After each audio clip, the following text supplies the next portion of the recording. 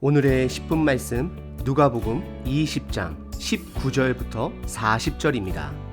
전 본문에서는 예수님께서 포도원의 비유를 통해 하나님의 아들 예수님의 권위를 인정하지 않고 능욕하는 자에게는 큰 심판이 있을 것을 말씀하셨습니다.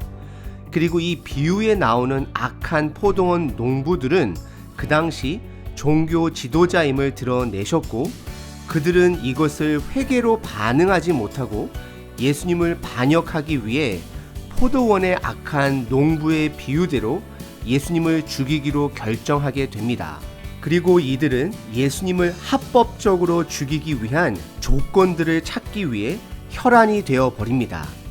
오늘 본문은 예수님을 합법적으로 죽이기 위해 그들이 만든 두 가지 사건을 담고 있습니다.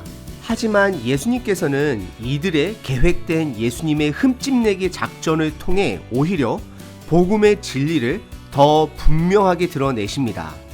세상은 계속해서 예수님의 복음을 흠집내기 위해 수많은 노력을 할 것입니다. 하지만 그때마다 복음의 진리는 더 분명하게 드러날 것입니다. 종교 지도자들이 던진 두 가지 질문은 다음과 같습니다. 첫 번째, 하나님의 나라와 이 땅 나라를 사이에 두고 정치적 질문을 합니다. 두 번째, 부활에 관련된 질문을 합니다. 오늘 예수님의 선포를 통해 저와 여러분들이 믿고 있는 하나님 나라의 개념 그리고 부활의 개념 한번 점검해 보시길 바랍니다. 첫 번째 부분은 19절서부터 26절까지 가이사의 것은 가이사에게 그리고 하나님의 것은 하나님께 바치라는 예수님의 선포입니다. 이 뜻이 과연 무슨 뜻일까요? 가이사는 그 당시 로마 황제의 칭호입니다. 이 이야기의 배경은 19절 종교 지도자들의 예수님 흠집내기에서부터 시작이 됩니다. 이들은 예수님을 당장 없애고 싶었지만 정당한 대의가 없었기 때문에 20절 유대법이 아닌 로마법으로 예수님을 처벌할 계획을 합니다. 20절에 이에 그들이 엿보다가 라고 성경은 표현합니다. 이들은 하나님의 나라를 경험하고 받아들이는 자세가 아닌 이미 반역하기로 마음을 굳게 먹은 자들입니다. 그래서 당당하지 못한 태도 엿보다 라고 성경은 말합니다. 그리고 예수를 로마 총독의 다스림과 권세 아래 넘기려 하여 정탐자를 보내었다 성경은 기록합니다.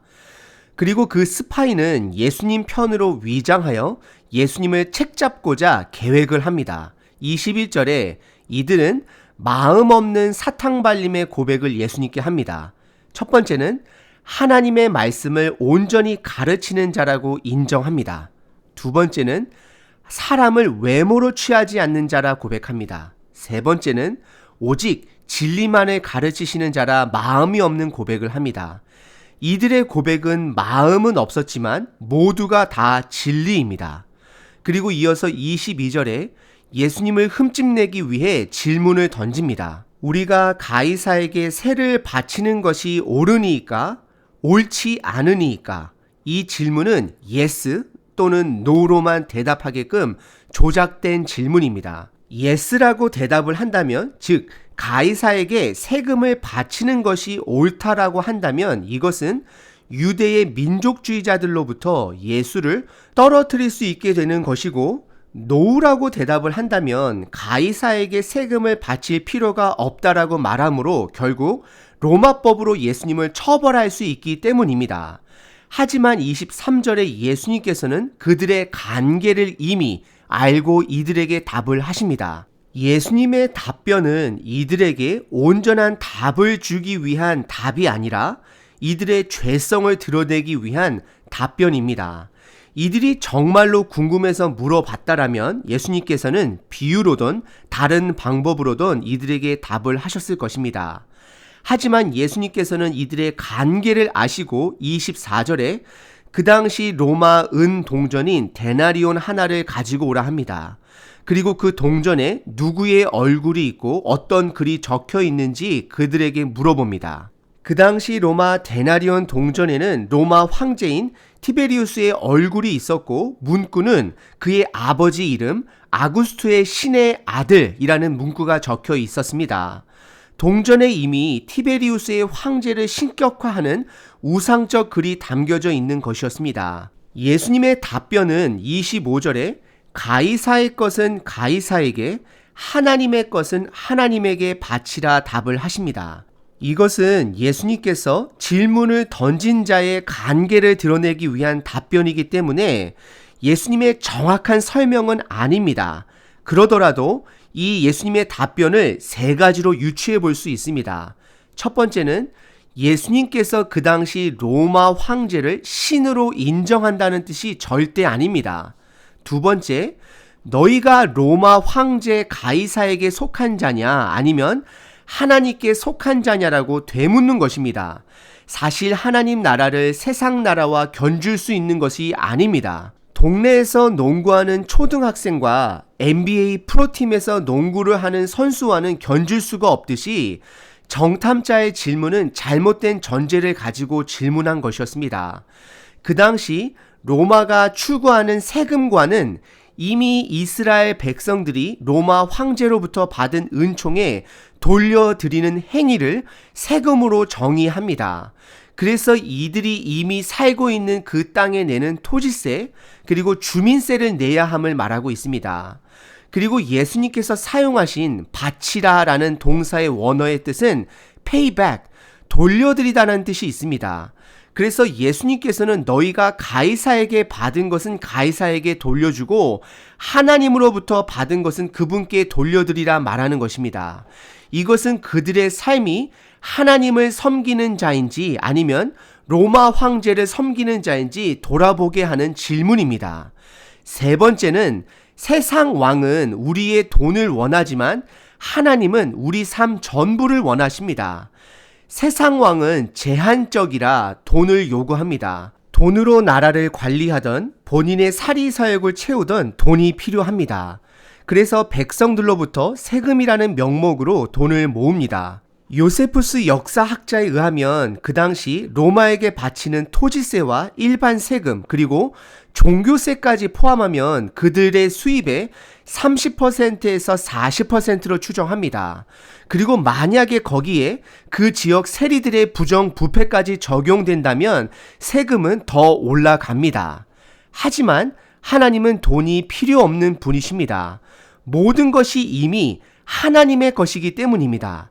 단지 그분이 우리에게 원하는 것은 온전한 그분과의 동행입니다. 그분은 우리를 사랑하셔서 그의 아들 예수를 우리에게 주셨습니다. 하나님은 그의 전부를 우리에게 주셨고 또한 우리의 삶을 전부 원하십니다. 예수님의 답변, 가이사의 것은 가이사에게, 하나님의 것은 하나님께 바치라는 것은 우리들의 정체성을 묻고 있는 것입니다. 하나님이 예수님을 통해 우리에게 주신 자녀의 정체성은 세상 나라의 정체성과 견줄 수 있는 것이 아닙니다.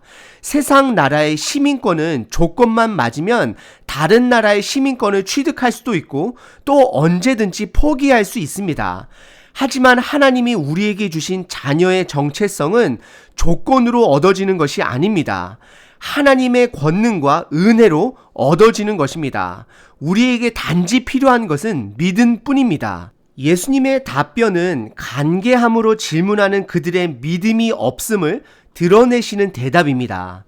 그리고 두 번째, 이들이 예수님을 흠집내기 위해 던진 질문은 부활에 관련된 질문입니다. 27절부터 40절입니다. 27절에 부활이 없다라고 믿는 사두개인 중 한 사람이 예수님께 질문을 던집니다. 그 당시 사두개인들은 종교인이라기보다도 정치인에 더 가까운 자들입니다. 바리새인이나 서기관들은 부활의 소망을 가지고 있었지만 사두개인들은 로마 정치인들과 결탁하여 이스라엘의 정체성을 이어가는 정치인들입니다. 그들은 이스라엘 경제의 중심인 성전을 장악하여 그들의 사리사욕을 채우는 자들이기 때문에 부활은 믿지도 않았고 관심도 없었던 자들이었습니다. 이들의 목적은 예수님이 말씀하신 부활에 대한 믿음을 우스꽝스럽게 보이게 하는 것이 목적이었습니다. 부활이 없으면 구약의 예언도 헛된 것이고 하나님의 나라 또한 존재하지 않게 되는 것입니다. 이들의 질문은 28절에 신명기 25장 모세의 결혼법을 기반으로 합니다. 그들의 질문은 7명의 형제가 있는데 첫 번째 형제가 그의 이름을 이어갈 수 있는 아들이 없이 죽게 되면 다른 형제들이 그의 형수를 아내로 맞아들이고 또한 그 형제들 또한 자녀들이 없이 죽게 되고 마지막으로 그 과부가 죽었다라고 하고 나중에 부활을 했을 때 그 과부는 누구의 아내가 되느냐는 질문입니다.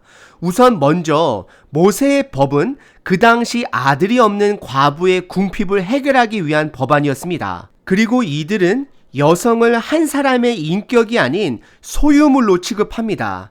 이에 예수님께서는 34절서부터 36절까지 크게는 두 가지로 답을 하십니다. 첫 번째는 그들이 부활을 오해하고 있음을 지적하십니다.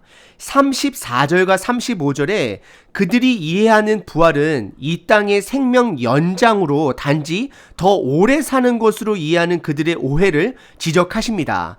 이 땅에서는 장가도 가고 시집도 가지만 부활 이후에는 장가도 가고 시집 가는 일이 없음을 그들에게 가르치십니다.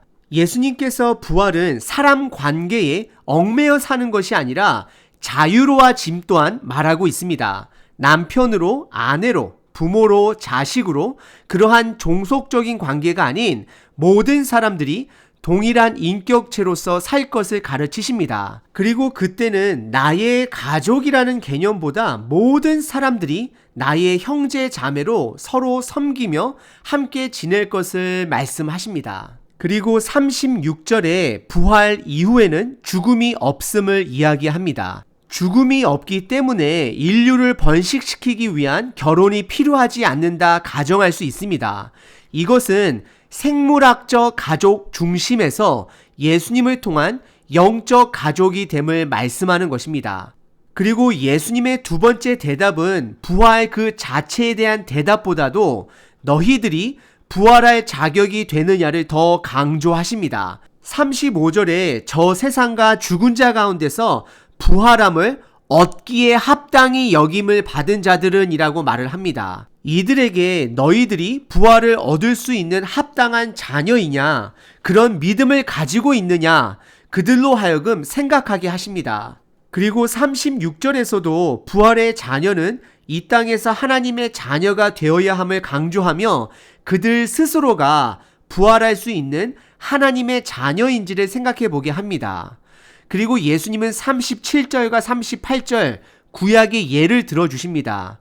구약 출애굽 시대 때 하나님께서 모세를 떨기나무에서 이스라엘 백성이 나를 누구냐고 물어본다면 아브라함의 하나님, 이삭의 하나님, 야곱의 하나님이라 말하라 가르치십니다. 이것은 조상들의 육체는 죽었지만 그들은 다시 부활하여 살아있는 하나님과 함께 있음을 알려주십니다. 그리고 하나님은 죽은 자의 하나님이 아니요 살아있는 자의 하나님이라고 말을 합니다.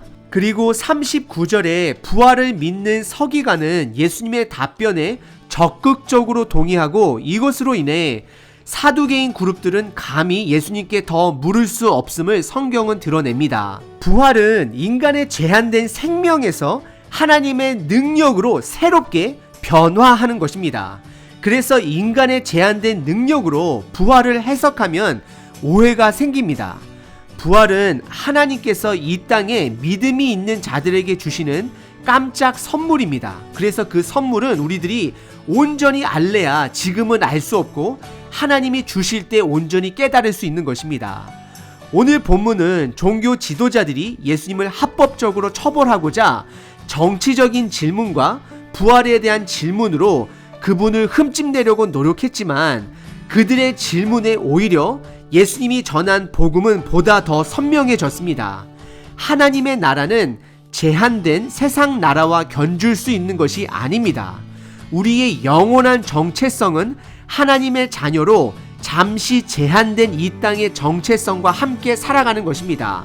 하지만 결국 이 땅에 가지고 있는 정체성들은 언젠가는 없어집니다.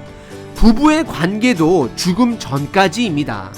영원한 정체성은 그분의 자녀가 되어야 함을 예수님께서 선포하십니다. 그리고 부활은 우리의 제한된 능력으로 해석하려고 한다면 거기에는 다시 한번 말씀드리지만 오해가 생길 수밖에 없습니다. 부활은 인간의 제한된 능력으로 다시 태어나는 것이 아니라 하나님의 생명의 권능으로 새롭게 변화되는 것입니다. 오늘 하루 잠깐 이 땅의 시민으로 살아가지만 하나님의 백성으로 부활에 대한 소망을 품고 영원한 그분의 자녀로 살아내시는 하루 되시길 바랍니다.